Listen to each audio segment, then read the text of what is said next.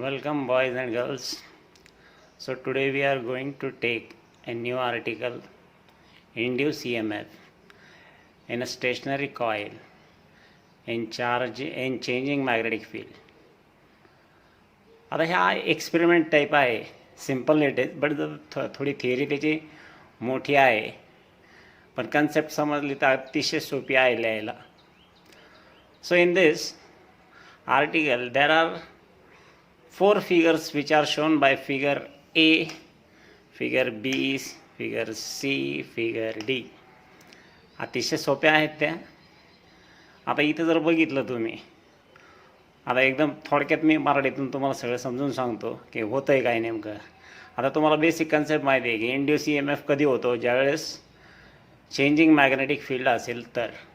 आता इथे एक कॉईल घेतली. आता हे जे आहे, now first of all this is a magnet coil system.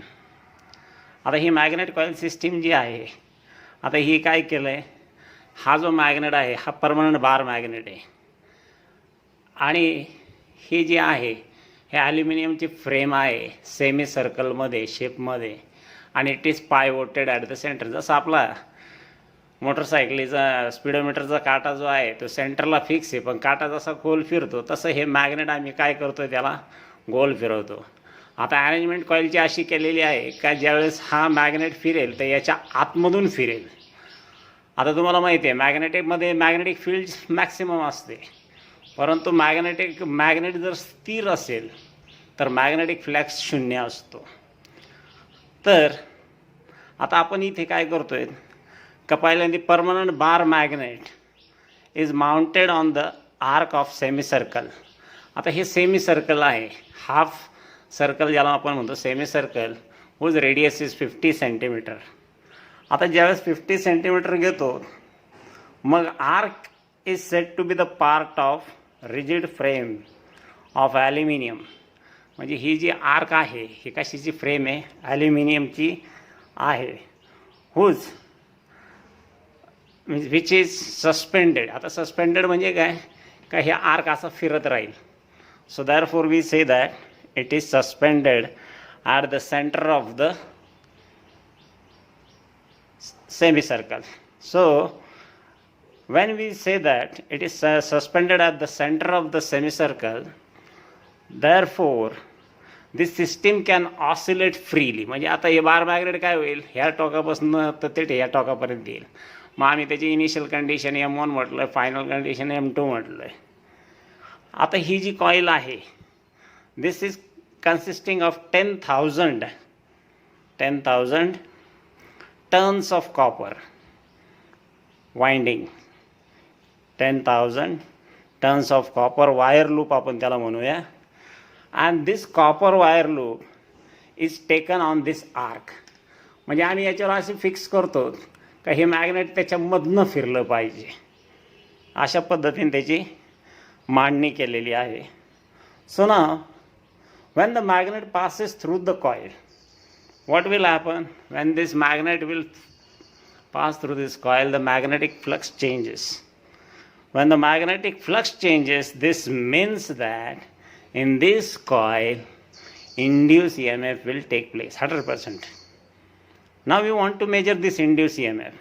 मग याच्या 2 टोकाला कॉईलच्या अक्रॉस, म्हणजे इथे ती कॉईल दाखवली आम्ही, ही कॉईल जी आहे ती ही आहे आणि ह्या कॉईलच्या across we are connecting resistance, diode and capacitor.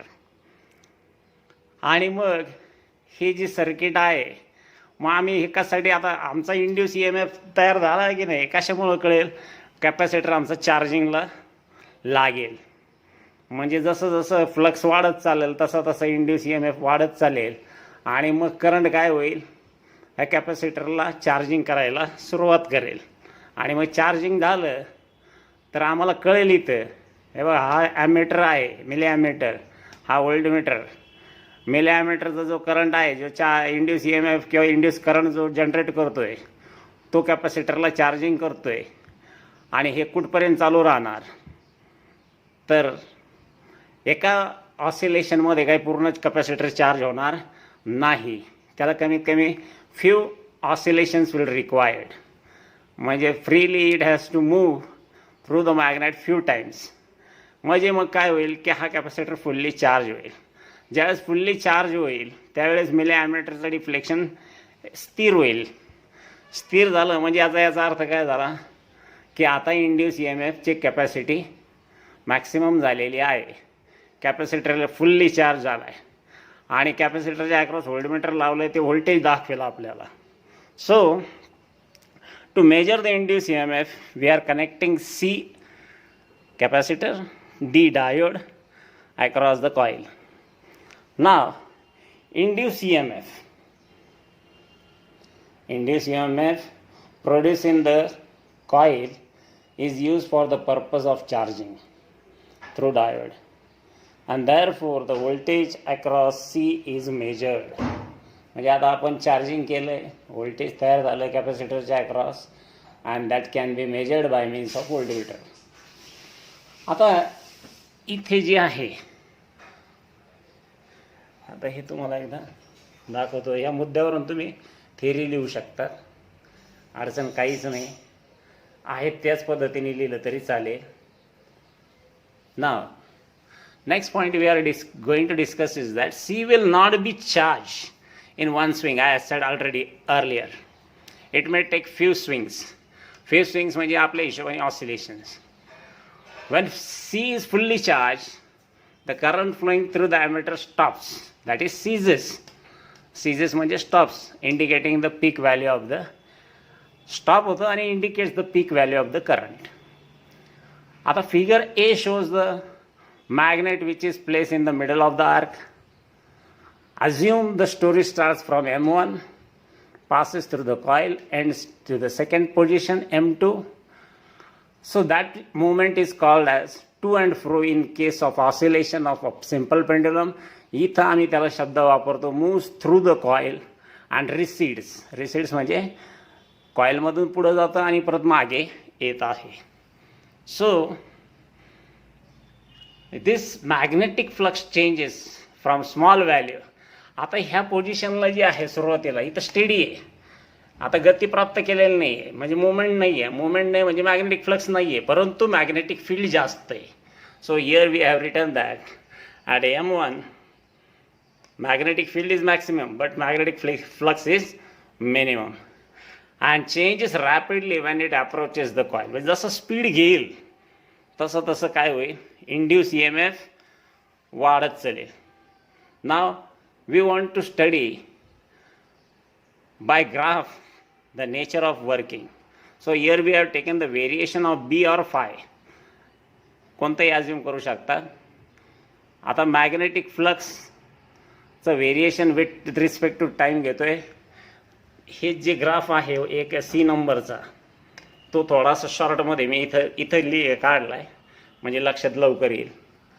आता हा जो प्रकार आहे सेंटर ऑफ बंप BCDE, म्हणजे हा जो काही तुम्हाला दाखवला इथं AB पासून CDEF, तर BCDE हे आहे नेचर जे आहे ग्राफचं. We call it as a bump and it refers to the time when the magnet is completely inside the coil. म्हणजे याच्या आतमध्ये BCDEचे मध्ये हा जो ग्राफ दाखवला आहे याच्यामध्ये तुमचं मॅग्नेट कम्प्लिटली कॉईलच्या आतमध्ये असेल. Hence that time E induce is directly proportional to d∅dt. म्हणजे काय, we say that it is the slope of the curve. आता इथं जर बघितलं इथून वर चढला आहे, पुन्हा काही वेळा स्टेडी राहिला, पुन्हा उतरायला लागला आहे, म्हणजे यात दोन आपल्याला स्लोप आहेत. म्हणजे this explains that there is a induced EMF which is proportional to d∅dt. आता slope is large at T1 and T2. आता हे बघा स्लोप इज लार्ज ॲट, इथं वाढतो स्लोप, मॅक्सिमम होतो C पॉईंटला, D पॉईंटपासून मिनिमम व्हायला सुरुवात होतो. म्हणजे हे C आणि D पॉईंट जे आहे T1 and T2 they explains us that slope is large at T1 and T2. Therefore, E induced is also large at T1 and T2. म्हणजे जिथं स्लोप जास्त म्हणजे D phi by D T. हे बघा आता हे बी, आता हा जो ग्राफ आहे बी वर्सेस किंवा फाय वर्सेस टाईम आहे. बीपर्यंत फ्लॅट आहे म्हणजे काहीच नाही आहे, कॉन्स्टंट आहे. पण इथून वाढायला सुरुवात होतो तो कुठपर्यंत, ई पॉईंटपर्यंत. मग एफपर्यंत काय होतं, पुन्हा कॉन्स्टंट राहतो. म्हणून आपण काय करतो की E induce is large at point T1 and T2. पण आता by Lenz law E is equal to minus D phi by D T. म्हणजे याचा अर्थ काय होणार का ज्यावेळेस induce E M F maximum असेल तेव्हा फ्लक्स मिनिमम असेल, आणि जेव्हा induce E M F minimum असेल तेव्हा फ्लक्स मॅक्सिमम असेल. हे बघा इथं एक्सप्लेनेशन दिलं आहे. when phi increases at T1, हे बघा इथं T1ला phi वाढत चालला. तर आम्ही काय सांगितलं इथं, E induce E M F is negative.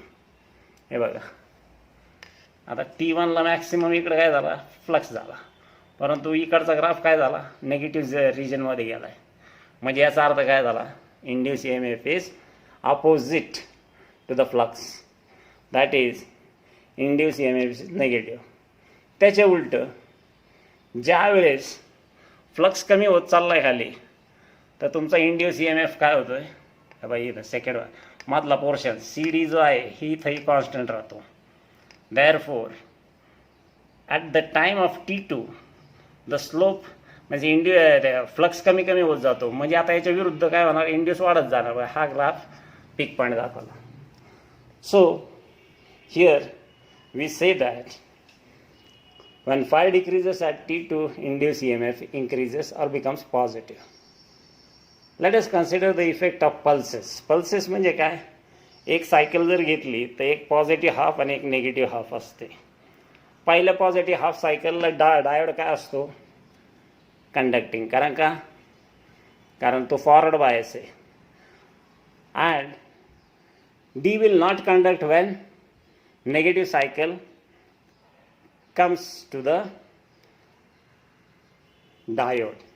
So therefore there are two stages, one is conducting and one is non-conducting.